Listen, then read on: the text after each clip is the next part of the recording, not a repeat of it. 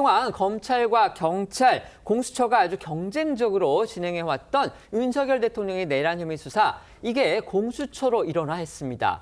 겉보기에는 공수처의 이첩 요청을 받은 검찰이 양보한 듯한 그런 모양새입니다. 하지만 검찰의 특수본, 그러니까 검찰이 이미 수사를 진행해왔던 그 특별수사본부 내부에서는 이 이첩 결정, 검찰 수뇌부의 이첩 결정에 대해서 당혹해하는 분위기도 감지되고 있고요. 이 결정을 한 검찰총장한테 수사 실무진들이 항명하는 듯한 그런 분위기까지 있다고 합니다. 결국 검찰의 내분 양상이 드러날지 이 부분에 관심이 모아지고 있습니다. 네, 이첩 결정은요. 이진동 대검차장이 어제 오전 오동훈 공수처장을 만난 뒤 전격적으로 이루어졌습니다. 이 과정에서 검찰 특수본은 대검이 공수처와 협의해서 윤 대통령 사건을 넘긴다는 움직임을 파악하지 못했던 걸로 전해졌습니다. 이 때문에 이첩 발표가 난 뒤 수사단은 크게 동요한 걸로 알려졌고요. 이 특수본부장을 맡고 있는 박세현 서울고검장이 발표 3시간 뒤에 이 3시간 만에 심우정 검찰총장을 찾아 면담한 건 역시 항의성 방문이라는 해석이 나왔는데요. 박 고검장은 면담 뒤 항의성 방문이냐라는 질문에 답변하지 않고 입장 정리가 안 됐다라고만 설명했습니다. 이런 내부 분위기 때문인지 심우정 검찰총장은 오늘 전국 검사장들에게 서신을 보내 적법 절차와 관련한 어떠한 빌미도 남기지 않아야 한다는 메시지를 전하기도 했습니다.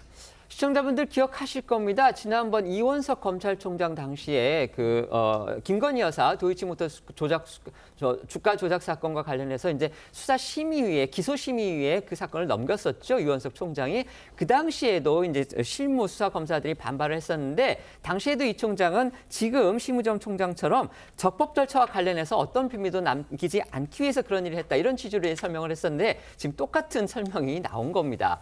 어쨌든지 간에 윤석열 대통령에 대한 중복 수사 문제는 이렇게 일단락이 됐습니다. 하지만 이제 문제는 또 다른 차원에서 제기가 되고 있습니다. 바로 수사를 맡게 된 공수처가 대통령 수사를 과연 소화할 수 있는 정도의 역량을 갖고 있느냐. 지금 이 문제를 두고서 또 의구심이 제기되고 있는 겁니다. 네, 그런 이제 의구심이 제기되는 배경이 있는 거죠. 공수처가 출범 이후 4년간 구속영장 오전 5패, 그리고 이제 공수처가 직접 기소할 수 있는 사건이 있는데 그중에서 유죄 확정 판결을 받은 사건은 0건이라는 등 이 초라한 성적표를 보여왔던 게 사실인 만큼 이 공수처의 수사 역량에 물음표가 그려질 수밖에 없는 건데요.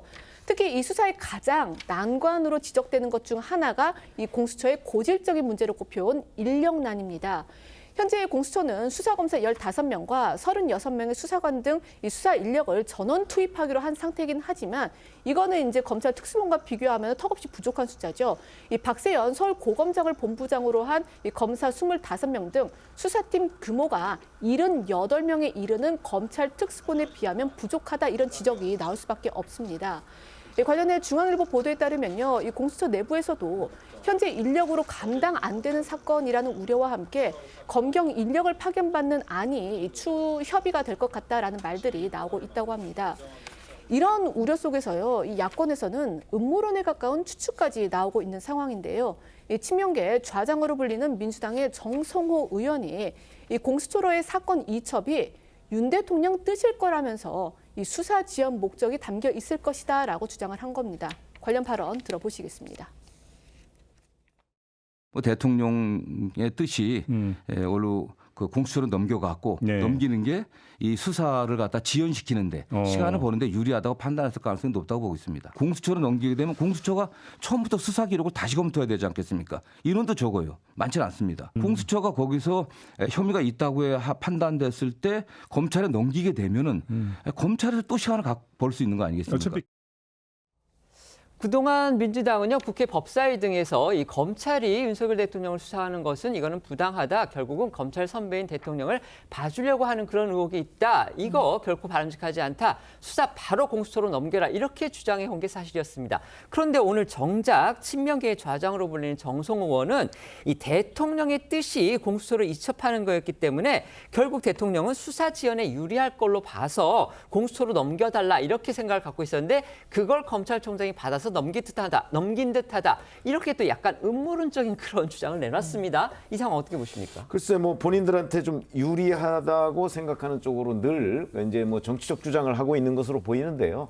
제가 보기에는 의외로 공수처법에 저는 답이 있다고 생각을 합니다. 공수처법에 보면 이 사건의 경우 검찰, 경찰이 이 서로 이제 수사권을 주장하고 있잖아요.